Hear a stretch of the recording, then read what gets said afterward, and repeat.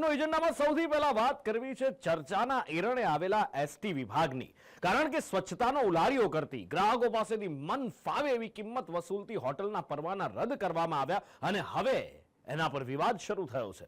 ST વિભાગે જે આ કાર્યવાહી પાછળ ગ્રાહકોની ફરિયાદને જવાબદાર ગણાવી છે, તો બીજી બાજુ આ મુદ્દાને ધાર્મિક રંગ આપવાનો પ્રયાસ થઈ રહ્યો છે। મુસ્લિમ અગ્રણીઓનો આરોપ છે કે જે હોટલના પરવાના રદ કરવામાં આવ્યા છે એ બધા જ સંચાલકો મુસ્લિમ છે। મુસ્લિમોને ટાર્ગેટ કરવા માટે આ પગલું ભરાયું હોવાનો સણસાતો આરોપ લાગી રહ્યો છે, જેની સામે જવાબ પણ એવો જ આવ્યો છે। ગુજરાત રાજ્ય વાહન વ્યવહાર નિગમ સામાન્ય રીતે ચર્ચામાં ત્યારે જ આવે છે જ્યારે નવી એસટી બસોને રસ્તા પર ઉતારવામાં આવે કાં તો એસટીના નવા રૂટ શરૂ કરાય છે। જો કે આ વખતે એસટી નિગમ બીજા કારણોસર ચર્ચામાં છે।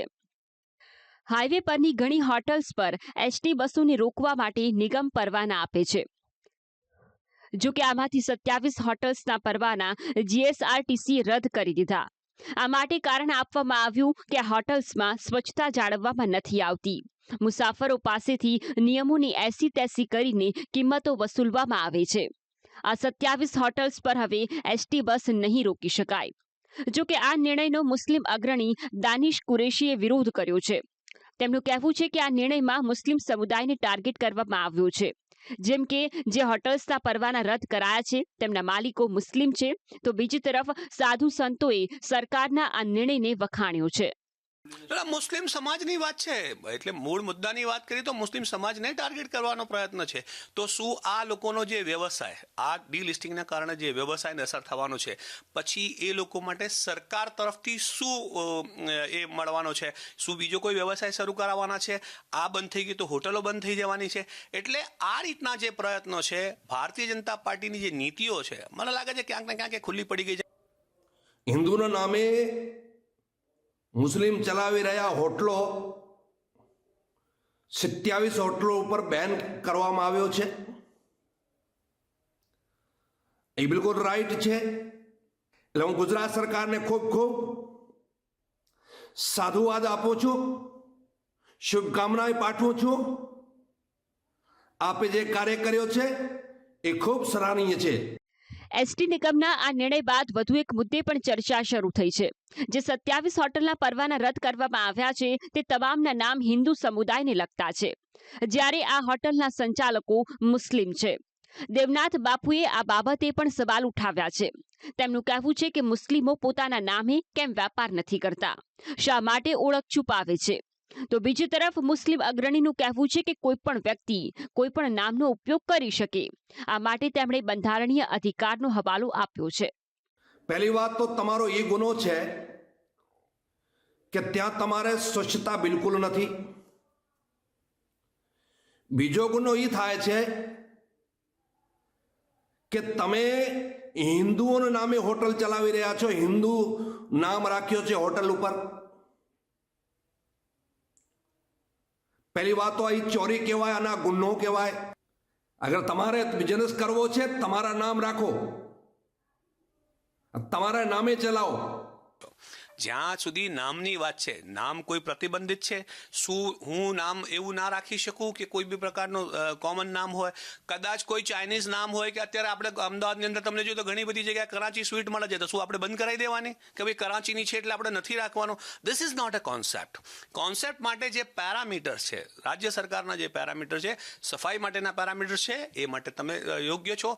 વાત જ્યાં સુધી હોટલ્સના નામની છે, તો ભાજપનું આ અંગે કહેવું છે કે બિન સાંપ્રદાયિક દેશમાં કોઈ પણ વ્યક્તિ કોઈ પણ નામે વેપાર કરી શકે છે।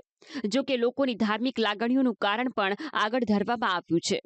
હોટલોને બંધ કરવાના કે એવા કોઈ આદેશ કરવામાં આવ્યા નથી, કારણ કે હોટલ કોઈ પણ વ્યક્તિ કોઈ પણ નામે ચલાવી શકતો હોય છે અને બિન સાંપ્રદાયિક દેશની એક પ્રણાલી રહી છે। કોઈ પણ ધર્મનો વ્યક્તિ હોય, આજે હિન્દુ ધર્મનો વ્યક્તિ હોય તો એના ત્યાં મુસ્લિમ પણ નોકરી કરતા હોય છે, અને મુસ્લિમ ધર્મના વ્યક્તિને ત્યાં હિન્દુ પણ નોકરી કરતા હોય છે। બિન સાંપ્રદાયિક દેશમાં બધું જ શક્ય છે, પરંતુ કોઈ પેસેન્જર હોય કે જે ખાવા જતો હોય અથવા તો જમવા જતા હોય અને એની લાગણી ક્યાંક દુભાતી હોય, અથવા તો ત્યાં આગળ એ પ્રમાણેની સ્વચ્છતા ન થતી હોય કે જે એના ધર્મમાં હોય, અથવા તો જે એ સંપ્રદાય પાલન કરતો હોય, એ સંપ્રદાયની અંદર જે સ્વચ્છતા જોઈતી હોય ન હોય, એવી ફરિયાદો થાય ત્યારે એસટી બસ પોતાના પેસેન્જરોની સલામતી અને પોતાના પેસેન્જરોની લાગણી ખાસ જોતી હોય છે। વાત જ્યાં હોટલ્સમાં સેવાઓની ગુણવત્તાની હતી ત્યાં વિવાદ નામ અને ધર્મ સુધી આવી ગયો. જો કે ગુજરાત એસટી નિગમે પોતાના કારણમાં સ્પષ્ટ જણાવ્યું છે કે સ્વચ્છતાના અભાવ અને વધુ કિંમતો વસૂલવાને કારણે જ 27 હોટલ્સને પ્રતિબંધિત કરાઈ છે. સરકારના આ નિર્ણયને સામાન્ય લોકો પણ આવકારી રહ્યા છે.